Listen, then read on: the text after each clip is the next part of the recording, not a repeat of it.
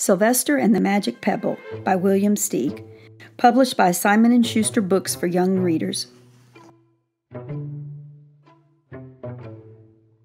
Sylvester Duncan lived with his mother and father at Acorn Road in Oatesdale. One of his hobbies was collecting pebbles of unusual shape and color. On a rainy Saturday during vacation, he found a quite extraordinary one. It was flaming red, shiny, and perfectly round, like a marble. As he was studying this remarkable pebble, he began to shiver, probably from excitement, and the rain felt cold on his back. "I wish it would stop raining," he said. To his great surprise, the rain stopped. It didn't stop gradually as rains usually do. It ceased. The drops vanished on the way down. The clouds disappeared. Everything was dry, and the sun was shining as if rain had never existed. In all his young life, Sylvester had never had a wish gratified so quickly. It struck him that the magic must be at work, and he guessed that the magic must be in the remarkable-looking red pebble, where indeed it was. To make a test, he put the pebble on the ground and said, "I wish it would rain again." Nothing happened. But when he said the same thing, holding the pebble in his hoof, the sky turned black. There was lightning and a clap of thunder, and the rain came shooting down.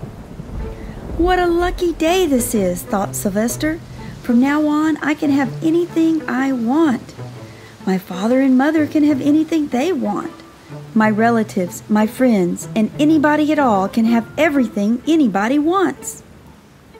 He wished the sunshine back in the sky, and he wished a wart on his left hind fetlock would disappear, and it did. And he started home, eager to amaze his father and mother with his magic pebble. He could hardly wait to see their faces. Maybe they wouldn't even believe him at first. As he was crossing Strawberry Hill, thinking of the many, many things he could wish for, he was startled to see a mean, hungry lion looking right at him from behind some tall grass. He was frightened. If he hadn't been so frightened, he could have made the lion disappear, or he could have wished himself safe at home with his father and mother. He could have wished the lion would turn into a butterfly or a daisy or a gnat. He could have wished many things, but he panicked and couldn't think carefully. "I wish I were a rock," he said, and he became a rock. The lion came bounding over, sniffed at the rock 100 times, walked around and around it, and went away confused, perplexed, puzzled, and bewildered. "I saw that little donkey as clear as day. Maybe I'm going crazy," he muttered. And there was Sylvester, a rock on Strawberry Hill, with the magic pebble lying right beside him on the ground, and he was unable to pick it up. "Oh, how I wish I were myself again," he thought, but nothing happened. He had to be touching the pebble to make the magic work, but there was nothing he could do about it. His thoughts began to race like mad. He was scared and worried. Being helpless, he felt hopeless. He imagined all the possibilities, and eventually he realized that his only chance of becoming himself again was for someone to find the red pebble and to wish the rock next to it would become a donkey. Someone would surely find the red pebble. It was so bright and shiny. But what on earth would make them wish that a rock were a donkey? The chance was 1 in a billion at best. Sylvester fell asleep. What else could he do?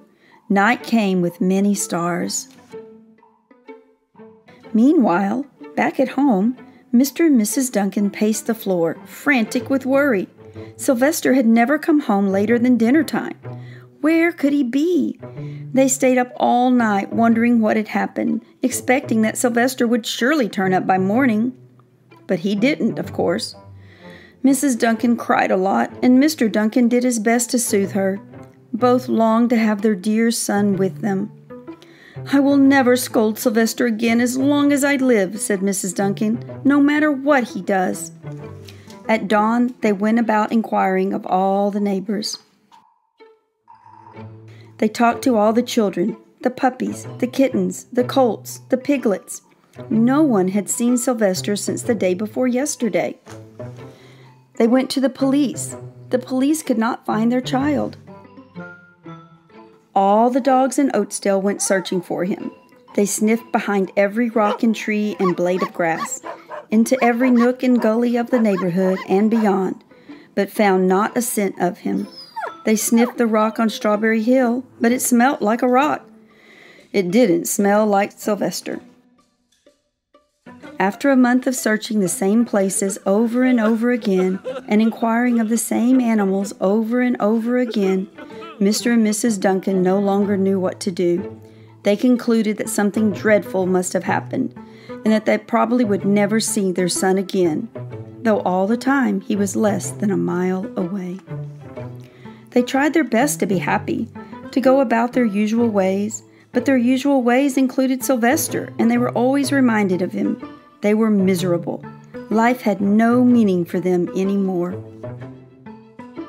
Night followed day, and day followed night, over and over again.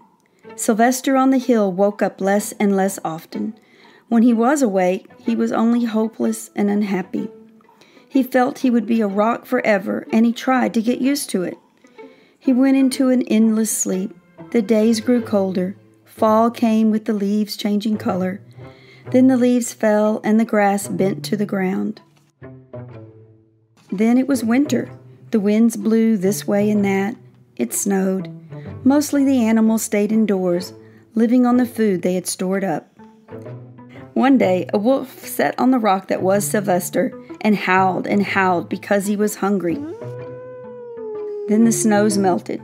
The earth warmed up in the spring sun and things budded. Leaves were on the trees again. Flowers showed their young faces.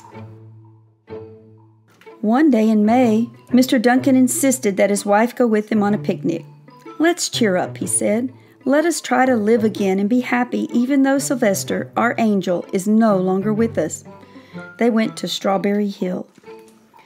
Mrs. Duncan sat down on the rock. The warmth of his own mother sitting on him woke Sylvester up from his deep winter sleep. How he wanted to shout, "Mother, Father, it's me, Sylvester, I'm right here." But he couldn't talk. He had no voice. He was stone dumb. Mr. Duncan walked aimlessly about while Mrs. Duncan set out the picnic food on the rock: alfalfa sandwiches, pickled oats, sassafras salad, Timothy compote. Suddenly, Mr. Duncan saw the red pebble. "What a fantastic pebble!" he exclaimed. "Sylvester would have loved it for his collection." He put the pebble on the rock. They sat down to eat. Sylvester was now as wide awake as a donkey that was a rock could possibly be. Mrs. Duncan felt some mysterious excitement. "You know, Father," she said suddenly, "I have the strangest feeling that our dear Sylvester is still alive and not far away." I am, Sylvester wanted to shout, but he couldn't. If only he had realized that the pebble resting on his back was the magic pebble. "Oh, how I wish he were here with us on this lovely May day," said Mrs. Duncan. Mr. Duncan looked sadly at the ground. "Don't you wish it too, Father?" she said. He looked at her as if to say, "How can you ask such a question?" Mr. and Mrs. Duncan looked at each other with great sorrow. "I wish I were myself again. I wish I were my real self again," thought Sylvester. And in less than a minute, he was. You can imagine the scene that followed: the embraces, the kisses, the questions, the answers, the loving looks, and the fond exclamations. When they had eventually calmed down a bit and had gotten home, Mr. Duncan put the magic pebble in an iron safe. Someday they might want to use it, but really, for now, what more could they wish for? They all had all that they wanted.